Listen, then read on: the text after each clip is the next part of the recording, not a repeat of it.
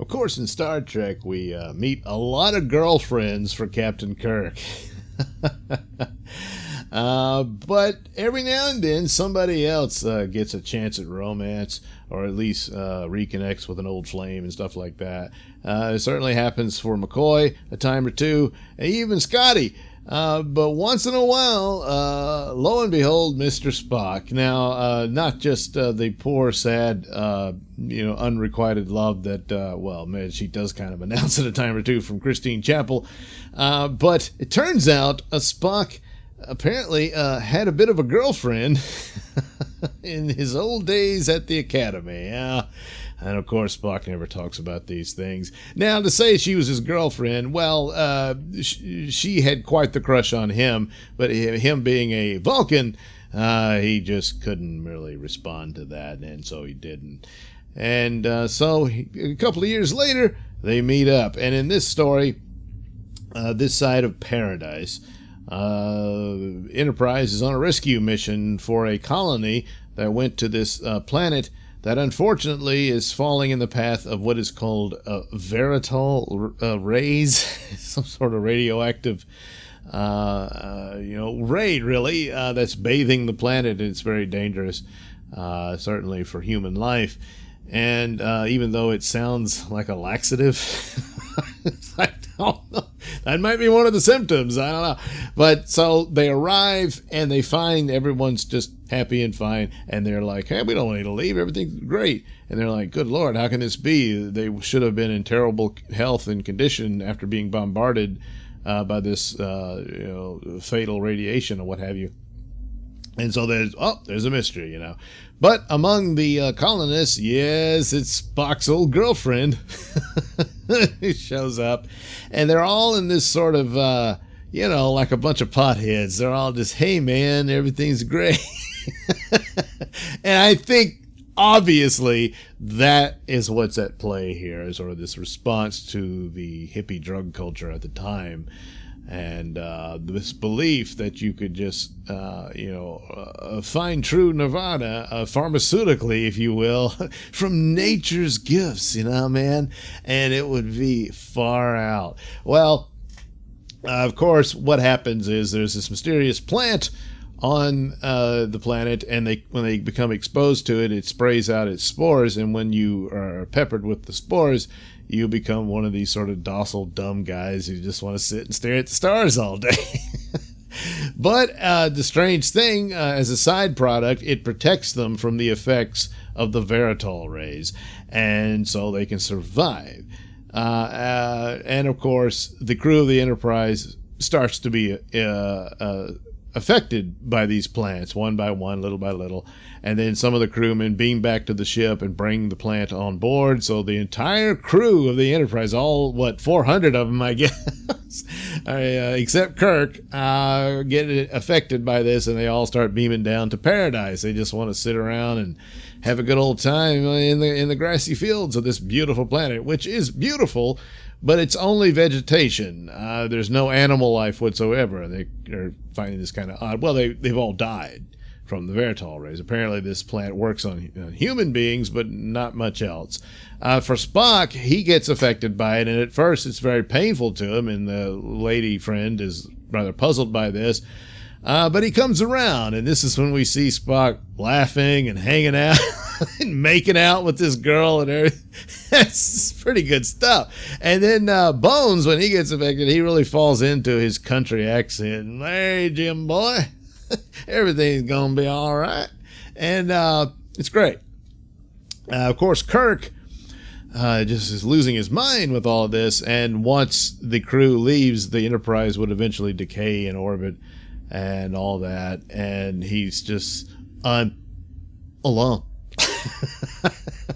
And the one thing Kirk can't do without is his ship, and he's at a really bad place here, but everyone's left him, and then suddenly one of the plants sprays him with the spores, and now he's just as stoned as everyone else, and he's like, I'm coming down, Spock.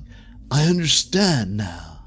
And so he figures he'll pick up a few things, which you would think if you don't care about anything, you would go, but it doesn't quite work out that way. And while he's in his his cabin. He's collecting a few things, and he finds a medal that he was awarded at one point in his career, and it reminds him of what he's worked so hard for and stuff, and he's just going to walk away from it. And of course, this fills him with dread and regret and anger, and he's, no, I won't go. And then so it's a pretty simplistic solution, but he discovers the minute you get angry, the spores die, and you no longer have it in you, and you're pretty much back to your regular miserable self. So he understands that this is how he can turn his crew back, and so he starts with Spock because he needs his second in command and a guy who could find a wider solution for all of this. So he calls up Spock, and he's got to get him mad. Well, it's hard enough to get Spock mad to begin with. Now that he's all stoned and hippified, how's that going to? Plus, he's getting laid, you know. How are you going to take him from all of that? So Kirk decides to be really nasty to him and bigoted. You know, he starts calling him a half-breed and all this stuff, and mocks his relationship with his girlfriend. And eventually, Spock lets loose. Fortunately, because Spock gets so angry at Kirk and he nearly kills Kirk, which he could have, because remember, Vulcans are far super strong compared to humans, and you see evidence of this in the fight. But with the anger and stuff, and Spock becomes himself again, and he realizes what's happened, and there you go. And they figure out, well, we've got to create some kind of irritation within the crew, and that'll break up their little happy world. And they do it with some sort of sonic irritant that you can't quite hear, but it's there. And one by one, they all begin to break out in fights and whatnot. Fortunately, no one killed one another. That could have happened too, which almost happened with Spock and Kirk. But it tries to tie it up at the end, where the leader of the colony, suddenly he realizes all this time we haven't accomplished anything. We've done nothing. We've just been laying about and just enjoying the peacefulness of the place, but not really doing what they came to set out to do. And so that's kind of the saving grace. See, they were wasting their time. They weren't doing anything. But if they weren't in any danger, you might have just left them alone. He said, no, you're not allowed eternal happiness. You got to get back to work.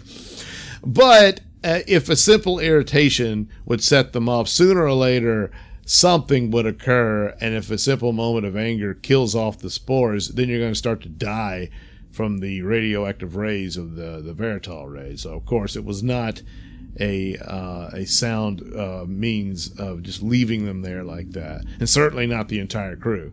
So there you go. Obviously a commentary on drug culture at the time, and maybe not one of the better ones, but it was an important episode for the story of Mr. Spock. And all these other versions of him we've seen lately, they never reference this, you know. And so, you know, Spock had a life, you know. And it was not with Uhura, although I suppose at some point that could have happened, but it just didn't. But yeah, Spock had a girlfriend way back when, and well, he, you know, and it's this sort of sad thing where once he's back to himself, is like, yeah, I just can't do it. And basically, he does have feelings for the woman, but as he is, he probably is like, you really need to get over it and find somebody who can really love you back. So yeah, it's a sad ending on that aspect of it. So this is more of an emotionally satisfying episode, not so much conceptually in the realms of science fiction, but still not bad. So there you go, this side of paradise. Thank you for watching and listening. Say, why not like and subscribe, and check out that link description below. That'll take you to my many stores that have plenty of goodies for you, most notably my comic book over at IndiePlanet.com. And you can also catch my podcast, Mr Nailsin Show, over at RadioMisfits.com. You can also watch my videos over at BitChute.com.